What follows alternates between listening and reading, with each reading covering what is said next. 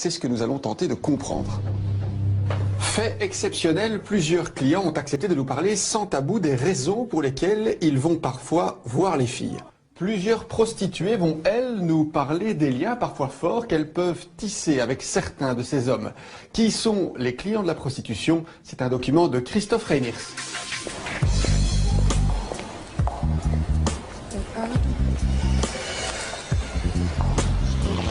40 € pour 10 minutes, 50 € si on veut une position en plus.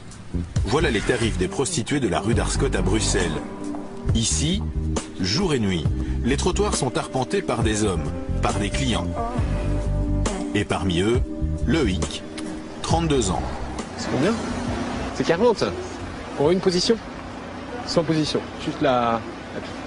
Et l'amour pour une position, c'est combien? 40. Et j'ai quoi avec 40 en fait? C'est l'amour, position normale, et si tu veux changer de position, il y a 50. Ok, ça va. Et ça dure combien de temps en fait? 24 heures. Loïc travaille aujourd'hui comme consultant informatique pour des grosses sociétés. Il est en couple, mais a pourtant des rapports réguliers avec des prostituées. C'est quelque part moins grave que tromper sa copine avec sa meilleure amie par exemple. Coucher avec la meilleure amie de ma copine, bah, je trouverais ça beaucoup plus crapuleux que d'aller me taper une pute en fait. Elles ont un côté très technicienne aussi, donc voilà, c'est des nanas qui font ça toute la journée, et donc quelque part, moi je trouve que d'un point de vue sensualité touchée, elles ont développé, et c'est vrai que oui, j'aime ça, ça me donne des frissons, j'ai les poils qui s'hérissent. C'est à toi le fouet? Ah, elle est pas là? Elle revient après? Ah merde, et toi tu fais pas avec le fouet? Il y a des fois où j'ai envie d'essayer quelque chose à côté ou ailleurs de la relation que j'ai avec ma petite amie, et voilà. Après, la manière dont quelque part vous faites l'amour à une prostituée n'est pas la manière dont vous faites l'amour à votre petite amie. Vous avez l'impression d'avoir dépensé pas mal d'argent chez les prostituées? Voilà, après, une personne qui met 800 € dans sa bagnole tous les mois parce qu'il a envie d'une grosse BM, ou moi qui dépense 150 € ou peut-être 100 € une fois tous les 2 mois chez une prostituée, qu'est-ce qui est vénal et qu'est-ce qui ne l'est pas? Qu'est-ce qui est futile et qu'est-ce qui ne l'est pas?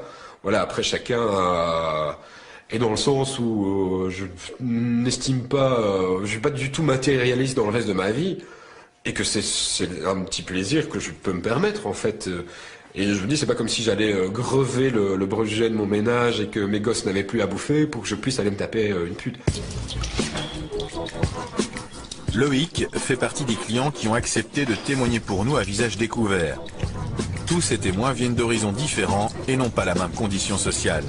Certains sont jeunes, d'autres très vieux, certains sont célibataires, d'autres ont été mariés, et tous vont nous expliquer pourquoi ils sont clients de la prostitution.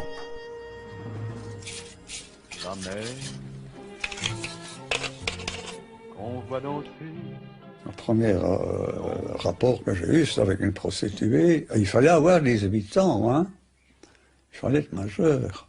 Pour le reste, hein, on se débrouillait. Grâce à la pornographie. Yvan a 80 ans. Il a découvert la sexualité avec les filles de joie, comme il dit. Il s'est marié très jeune et a eu 2 enfants. Sa femme est morte récemment. Il partageait tout sauf le sexe. C'est pourquoi Yvan a eu recours aux services de professionnels tout au long de sa vie. Vous étiez marié quand vous alliez voir les prostituées? Oui. Et vous ne pouviez pas, par exemple, avoir des relations sexuelles rien qu'avec votre femme? Ah, j'en avais, mais elle n'était pas toujours disponible. Et alors, ça me prenait vraiment une image bien érotique qui vient de la jeunesse. J'allais voir une prostituée que je connaissais, voilà. Et ça me satisfaisait, au point de vue sexuel. J'avais l'affection ici, j'avais mes enfants. Pas la même chose, bien sûr. Mais il y a tant de formes de sexualité. Il y en a tellement. La prostituée, on la désire toujours. En fait, énormément d'hommes ont le même comportement sexuel qu'Yvan. Après 50 ans, plus d'un homme sur 4 a des rapports sexuels payants. Et ce sont généralement des hommes bien dans leur peau. Cette croyance de penser que ce sont uniquement les hommes qui ont une misère sexuelle qui fréquentent des prostituées, c'est faux. Vous savez, des hommes qui sont mariés ou en couple, qui ont une vie sexuelle régulière et qui malgré tout recourent à la prostitution. Et qui aiment leur femme. Et qui aiment leur femme. Il faut dire aussi que la masculinité étant dans le fond plus fragile que la féminité de la femme, l'homme peut avoir tendance plus que la femme à faire un usage qu'on appelle défensif de la sexualité. C'est-à-dire pour se calmer, pour déstresser, pour effacer les misères de la vie, pour endiguer temporairement des conflits. Et alors du coup, c'est cette sexualité facile, sans complications, immédiate, directe. Bonjour Sonia. Salut Michaud. Très bien. Il n'est donc pas rare qu'un homme entretienne des rapports privilégiés avec sa femme et avec une prostituée. Tu sors tes vieux Playboy? Oui, je Quel pépé pervers? Ben non. Sonia a été la dernière prostituée d'Ivan pendant 15 ans. Au fil du temps, ils sont devenus de grands amis. Oui, c'est en 82, je crois. Oui. Ouais. Je souhaite à toutes les femmes d'avoir un mari aussi respectueux que tu m'as respecté. Ça, c'est gentil ce que tu viens de dire. Et j'ai une grande tendresse pour lui. Vraiment, c'est vraiment lui, c'est de la tendresse, mais énorme. J'ai pleuré dans ses bras, on a partagé des moments, il a été là, des moments difficiles pour moi, c'était un papa pour moi. Sonia a pratiqué le plus vieux métier du monde pendant 35 ans. Autant dire que des clients, elle en a eu beaucoup. La plupart, selon elle, lui ont apporté quelque chose. Le métier m'a appris justement à voir combien l'homme est fragile. Et c'est ça qui me touche chez les hommes, c'est parce que chez moi, ils sont fragiles. Chez moi, ils montrent des choses d'eux qu'ils ne montrent à personne. Ils montrent la face d'eux que la société ne veut pas voir des hommes. Donc la fragilité, la société veut des hommes forts. Et je ne le juge pas, quel qu'il soit, s'il est défaillant, s'il est laid, s'il est bête, je m'en fous. Ils payent pour ne rien prouver, ils payent pour ne rien devoir, ils payent pour être eux-mêmes, pour ne pas être jugés. Payer pour ne pas être jugé, c'est sans doute une des motivations premières des clients. Mais pas seulement. Certains hommes fréquentent les prostituées pour autre chose. C'est le cas de Philippe. Après 28 ans de mariage, il vit aujourd'hui seul. Il n'a jamais retrouvé une compagne. Alors, une fois par semaine, il se paye les services d'une prostituée pendant 1 heure. Pendant 1 heure. Et pour 100 €, il a ainsi l'impression de vivre une vraie relation. Je pense qu'on peut avoir une relation, même s'il y a une partie d'argent. Je dis avec ma femme avant, si elle me demandait de l'argent, donc c'est pas pour ça qu'on n'avait pas une relation normale, quoi. Ça peut paraître paradoxal, mais c'est en se rendant régulièrement chez les prostituées que Philippe espère retrouver une femme. Il est persuadé que ces visites régulières finiront par convaincre une fille de quitter le trottoir pour venir s'installer chez lui. Ah ben, je préférerais ne pas être client, ça c'est évident, mais bon, ça me gêne pas outre mesure, mais je dis je préférerais ne pas être le client, mais être le, entre guillemets, mari, quoi. Être le seul amant, mais faut trouver. Vous cherchez une relation finalement presque amoureuse? Oui, c'est tout à fait, je cherche une relation amoureuse avec une femme normale pour une relation normale, comme, disons, la majorité des gens, quoi. Mais avec une prostituée? Ben parce que je n'ai pas le choix. Il est assez fréquent de rencontrer des hommes qui, comme Philippe, veulent tomber amoureux d'une prostituée pour avoir une relation avec elle et la sortir du trottoir. On les appelle les clients sauveurs. Oui, il y a comme ça certains hommes qui passent leur vie à chercher, à croire qu'ils ont trouvé, à nourrir l'espoir. Et cet espoir les fait vivre, ça donne une sorte de sens à leur vie, si vous voulez. Même si c'est une quête qui, évidemment, a peu de chances d'aboutir, on l'imagine. Oui, très souvent, ils sont déçus. Olivier a tout du client sauveur. Il n'avait jamais fréquenté les prostituées, mais un soir, par hasard, son regard a croisé celui de Sylvia dans une vitrine de la rue d'Arscott. Il est tombé fou amoureux d'elle instantanément. Depuis 4 ans, il essaye de créer une relation. Il est persuadé que sa prostituée est sincère et a des sentiments pour lui. Des sentiments, c'est certain. Voilà, même si elle ne l'a pas dit clairement, elle l'exprime par ses gestes, par les soupirs, par l'émotion qui passe, par voilà, tout ce que le visage exprime, par ses caresses, par le temps qu'elle prend, par la qualité qu'elle met dans sa relation. Le fait que si après avoir fait l'amour, assez souvent je la caresse, je la masse, elle me dit ah, je me sens bien, j'ai envie de dormir, quoi, j'ai envie de rester là. Est-ce que vous pensez que tout ce qu'elle vous a dit était sincère? Ouais. Si j'avais ressenti que c'était pas sincère, ben j'aurais pas, ça n'aurait pas duré 4 ans. Ouais. Oui, parce que la personne, quel serait son intérêt à mettre un masque, à créer une illusion comme ça? Ça lui demanderait beaucoup d'énergie pour chaque client de jouer un jeu, quoi. Bon, ça m'intéresse pas qu'une femme fasse semblant de jouir, ça m'intéresse pas qu'elle... Et voilà, donc j'ai pas envie de ça. Mais après 4 ans, Olivier doit continuer à payer pour voir sa dulcinée. Alors pour faire le point, il va chercher une oreille attentive à l'espace P. Bonjour, je viens voir si Fabien est là. Ouais. L'espace P est une association qui fournit de l'aide aux prostituées, mais aussi aux clients. Comment ça va? Fabien, ça va bien. Bien? Je t'en prie, assieds-toi. Merci. Alors, quoi de neuf?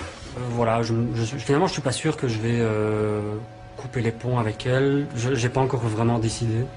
Tu penses que c'est possible qu'il y ait une relation d'amour entre un client et une prostituée?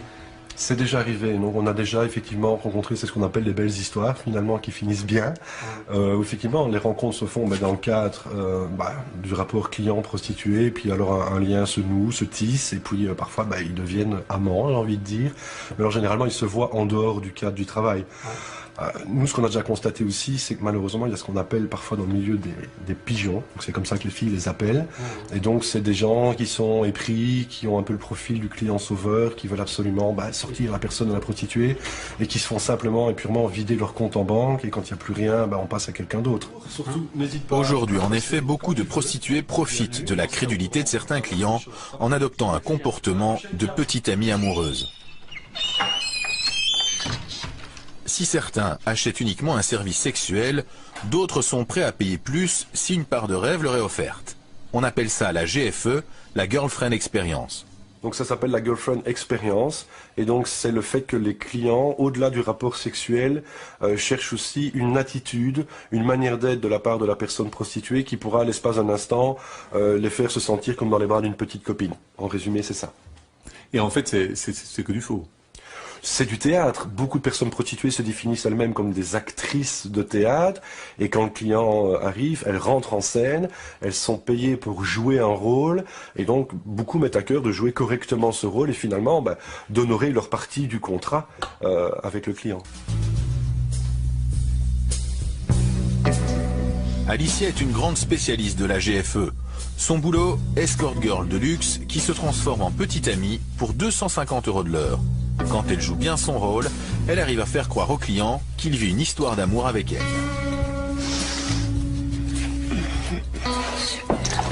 Le but, c'est quand même que le client tombe amoureux de vous. Oui. Mais attention, je dis toujours à mes clients que je suis mariée et que j'ai des enfants et que j'ai une situation familiale. Et rien que le fait que je leur dis ça, je les ai avertis, mais ils continuent quand même à croire en moi, en fait. Et moi, en fait, je leur fais croire que je suis accessible, mais ils savent quand même que je suis mariée. Et vous recevez parfois des messages, des lettres d'amour? Oui, et des petites cartes, et des fleurs, du chocolat, des bouteilles de champagne, de la lingerie. Vous aimez votre métier? J'adore. Et je suis pas prête à changer de boulot, même si je gagne au loto et que j'ai beaucoup d'argent, je crois que je continuerai. Je continuerai à faire mon métier parce que déjà il y a beaucoup de clients fixes qui ne seront pas très contents si j'arrête. Je vais pas dire très contents, mais très déçus. Surtout, et que moi aussi ça me donne en fait le sentiment que je suis importante à leurs yeux, que je compte. Je me sens un peu plus en valeur en fait, grâce à ces clients-là, quoi. Je suis un peu honorée à certains moments aussi, quoi. Son client du jour, un riche homme d'affaires flamand. La limousine, le chauffeur et le champagne sont compris dans le forfait de la soirée, 1000 €. Mais c'est sans compter le restaurant et la location d'un salon privé.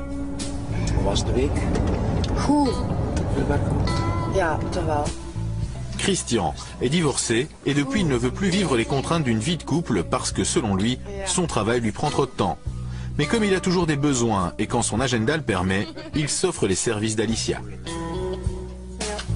Pour être honnête, monsieur, je n'ai qu'une fille que j'appelle Alicia. Alors, il y a peut-être des autres gens qui font cela, mais pour moi, ça suffit.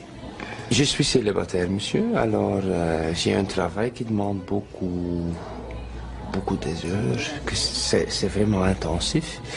Alors, il reste peu de temps et j'ai vu Alicia et elle m'a plu directement, alors j'ai déjà quelque chose comme une relation avec elle, alors pourquoi est-ce que je dois changer encore, monsieur? Vous préférez payer une fille que je ne sais pas, draguer une fille, puis de l'emmener, d'avoir une maîtresse? Quand je suis avec Alicia, je la drague aussi un petit peu. Hein. C'est un jeu qu'on fait, mais j'ai vraiment pas le temps pour avoir une relation qui demande des heures et des heures par jour. Alors il faut être honnête, dans la vie, il faut choisir quand même. Hein. Alors moi j'ai choisi pour un système pareil, si je peux le dire. Mais finalement, ça vous coûte quand même plus cher d'être avec Alicia qu'avec une maîtresse. Non, ça je pense pas, monsieur. Non, pas du tout. Non. C'est difficile, hein? C'est difficile pour répondre là-dessus, mais il y a des gens qui dépensent aussi des centaines et des milliers par semaine ou par mois, alors oui. C'est le choix de l'être humain même, hein? Non? Ouais. Je crois que c'est le moment d'augmenter les prix alors. Non, pas du tout.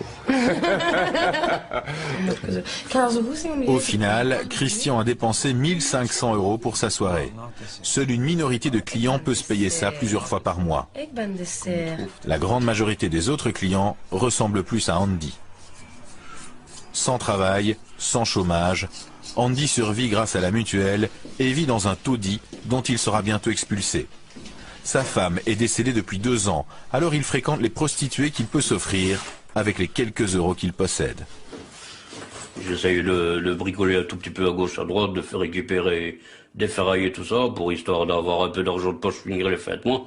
En fait, pouvoir justement, de temps en temps, continuer d'aller voir les prostituées, quoi. Sinon, je dois regarder les murs et c'est beaucoup moins gai. Qu'est-ce que vous cherchez avec ces femmes? De la compréhension, de la tendresse et de la sexualité, bien sûr. Je dois dire que ces femmes-là, donc les prostituées, je vais pas dire les putes, j'aime pas ce mot-là, sont de très bonnes personnes sociables, je vais dire ainsi. Elles ont quand même une très grande écoute, même si, entre guillemets, elles le font au moment même parce qu'on est là, mais à la base, elles ont quand même une très grande écoute afin de pouvoir subvenir aux envies de l'homme en question, quoi, enfin, de la personne qui se présente chez elle. Vu ses moyens dérisoires, Andy se contente de peu. Des prostituées qui sont dans une précarité totale, souvent dépendantes de l'alcool ou de la drogue. Ce que je recherche, c'est quelqu'un qui serait entièrement d'accord de me faire, entre guillemets, totalement l'amour. Donc les caresses, masturbation, la fellation, et aussi éventuellement en même temps, donc la masturbation, mais avec les pieds, quoi. Si tu acceptes, ça me ferait plaisir. Bah ouais, j'accepte, ouais. D'autant plus que tu as l'air d'avoir une belle poitrine. Oui. Hein. Ok, pas de souci, on se revoit très bientôt alors, promis. Ça va. Tantôt. Hein. Mais une fille de la rue, c'est... Quand on dit que c'est pas cher, c'est vrai que c'est pas cher, mais c'est le service est plus différent parce qu'il est un peu plus rapide. Et qu'est-ce que je veux dire? Donc c'est presque, je dis presque du 30 à 50% moins cher que les filles de boxon. Encore une fois, tout dépend de ce que la fille accepte de faire ou pas. Si maintenant, donc par exemple, on tombe sur des filles qui sont surtout droguées ou un truc ainsi qui leur faut absolument leur dose, vous allez peut-être avoir le service complet pour 20 €. Mais faut aimer donc aller avec des genres de filles pareilles. Je les juge pas, j'ai rien contre elles, chacun fait son lit comme il a envie de dormir. Mais il peut y avoir des filles à 20, 30 €, Mais c'est vraiment à la va-vite, du genre parce qu'il faut bien, pour leur dose ou des trucs assez, quoi. Bonjour. M'amuser dans quel sens? Sexe. Hein? Qu'est-ce que vous proposez exactement? Je fais tout. Tout? Oui. Et alors, qu'est-ce que vous appelez tout, vous? Sauf anal. Sauf anal. Oui, mais bon, moi, ce que je recherche surtout, par exemple, hein, c'est d'être caressé entièrement, masturbé, sucé et masturbé avec les pieds. Mais je le fais. Ok, tu prendrais combien pour ça? 25. 25 pour ça? Oui. Arrangé, ça le sait. Je crois que je suis bourré avec à son haleine. La prostitution de rue existe dans toutes les grandes villes. C'est la forme de prostitution la plus dangereuse pour les filles qui la pratiquent. Surtout la nuit. Elles doivent travailler dans des parkings déserts ou dans des voitures. Les coups, les insultes, mais aussi les viols ne sont pas rares. Karima se prostitue sur les trottoirs de Bruxelles. Elle le fait la nuit car elle gagne un peu mieux sa vie que pendant la journée. Mais elle vit un risque permanent avec ses clients. Je suis montée dans une voiture avec un Marocain. Moi je dis un Marocain avec une Marocaine, il va jamais faire mal. On rentre. Il y a un bouton là, il bloque la porte. Il va vers la ferme. Il me sort un couteau comme ça. Il me dit, sale pute, maintenant tu vas derrière.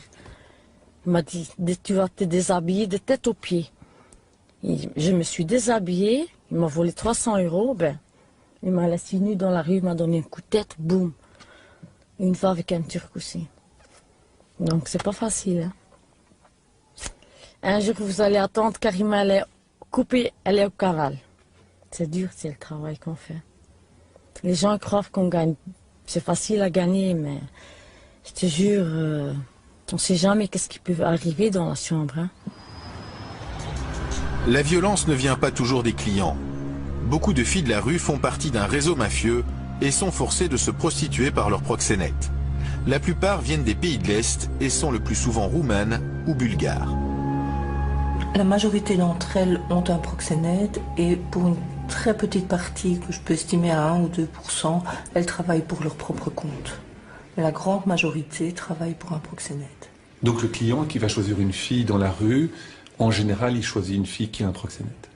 Je ne pense pas que c'est un de ses critères de choix en tout cas, mais c'est clair que statistiquement, il a beaucoup plus de chances de choisir une prostituée qui travaille pour le compte d'un proxénète qu'une prostituée qui est indépendante. Voilà qui pose la question de la responsabilité du client. En ayant des rapports avec des filles qui sont coincées dans des réseaux, le client encourage ces pratiques illégales. Qu'est-ce que tu veux boire, un Red Bull? Oui. On retrouve Philippe, notre camionneur. Aujourd'hui, il ramène Maria chez lui. Elle ne parle presque pas français, ce qui prouverait qu'elle n'a pas de contact avec l'extérieur. Il y a donc de grandes chances pour qu'elle fasse partie d'un réseau. Est-ce que vous pensez que vous exploitez un peu la misère des gens? Je ne pense pas que j'exploite, je pense que je contribue au bonheur. Moi, quand je la fais venir une fois, elle a... Disons, si je la fais venir 2 fois sur le mois, elle a l'argent pour payer la pension de son bébé pour tout le mois, quoi. Donc, je pense qu'il faut prendre ça dans ce sens-là. C'est pas moi qui l'oblige à se prostituer, hein, c'est elle... Maintenant, bon, si c'est pas consenti de son côté, là, ça, moi, je n'en sais rien, quoi. Bon, là, il y a des filles qui ont des macros, ça, c'est des autres problèmes, hein, bon. Mais ici, en principe, je pense pas, donc... Et, oui, je suis certain qu'il y en a qui sont obligés, mais bon, ça, c'est... Moi, je sais rien y faire, ça, c'est pas mon problème, hein, bon. Moi, je ne sais pas faire quelque chose pour. Si on me demande, je veux bien essayer, mais bon, généralement, elles cachent qu'elles ont des proxénètes, hein, elles ne le disent pas. Hein. Philippe aimerait que Maria vienne vivre chez lui et arrête la prostitution. Qu'elle ne parle presque pas français ne semble pas le déranger. Bon, c'est pas vraiment non plus rien que de la communication, hein, On s'entend bien, elle aime bien venir chez moi parce que je suppose qu'elle me trouve gentil. Hein. Et pourquoi chercher une future femme parmi les prostituées? C'est pas spécialement que je cherche parmi les prostituées, c'est que j'ai pas trouvé, j'ai cherché sur Internet. J'ai jamais rien trouvé de probant.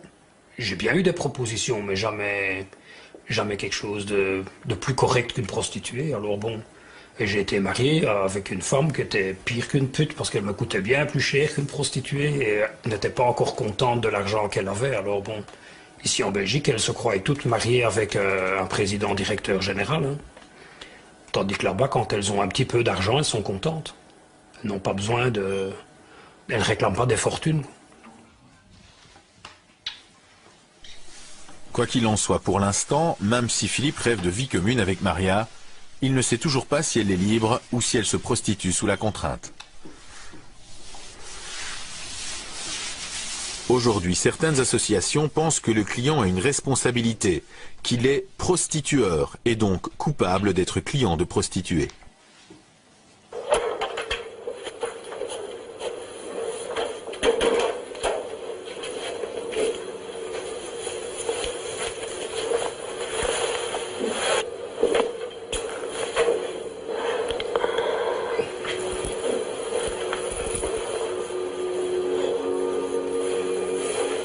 Si 10 fois par jour je devais avoir des relations sexuelles avec des inconnus, après combien de fois aurais-je la nausée? C'est le lobby européen des femmes qui a réalisé ce clip. Il s'agit d'une association féministe qui se bat pour supprimer la prostitution et pénaliser le client. Le client est responsable de ça? Le client est responsable puisque c'est lui qui impose le rapport sexuel. Le client, alors est-ce qu'il en est conscient? C'est la question aujourd'hui. En tout cas, s'il n'en est pas conscient, il faut lui en faire prendre conscience très vite. Mais le client, il impose le rapport sexuel par l'argent. Il voit bien que la personne est souvent beaucoup plus jeune que lui, qu'elle est dans une situation de vulnérabilité. Tout ça, consciemment ou inconsciemment, le client, il le sait bien. Donc oui, il est responsable de ce qui est pour nous une violence sexuelle. Pour nous, le client, c'est un auteur de violence sexuelle. La seule chose qui différencie cette violence sexuelle des autres, c'est que pour l'instant, elle n'est pas reconnue comme telle. On ne nous dit pas que payer pour un rapport sexuel, c'est une violence sexuelle. Mais le jour où ça le sera, alors là, le client devra être aussi pénalement responsable et devra rendre des comptes, comme rendre des comptes devant la loi, devant la justice, les violeurs ou les auteurs d'autres violences sexuelles. Vous pensez qu'on devrait pénaliser le client? Oui, tout à fait. Il est pourtant très rare de rencontrer une prostituée favorable à la pénalisation des clients. Celles qui le sont ne travaillent plus généralement et ont bien souvent eu un parcours extrêmement difficile. C'est le cas d'Aurore qui a quitté le trottoir depuis peu. Vous avez l'impression vraiment d'avoir de la haine pour ces clients que vous avez vus pendant 6 ans? Pour la plupart, oui. Pour la plupart, il y en a d'autres qui, bon, eux étaient très sympathiques, mais c'est une minorité. Hein. J'ai de la haine envers eux parce que je me dis que non seulement en plus du fait de venir nous demander nos services, ils ne nous respectent même pas pour ce qu'on leur offre. Parce que d'accord, ils nous payent pour qu'on leur offre notre corps, mais c'est pas pour ce qu'il y a.